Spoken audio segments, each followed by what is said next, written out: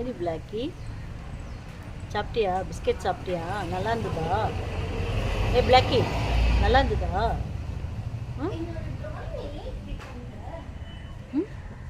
ஒயிட்டி ஒயிட்டி ஒயிட்டி, இங்கே வா ஒயிட்டி. நீ பயங்கர கேடி ஒயிட்டி.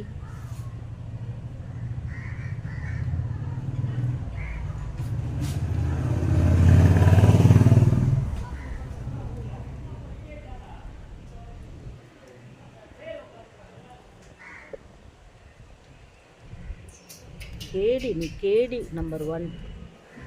கேடி, நீ ஏமாந்தது.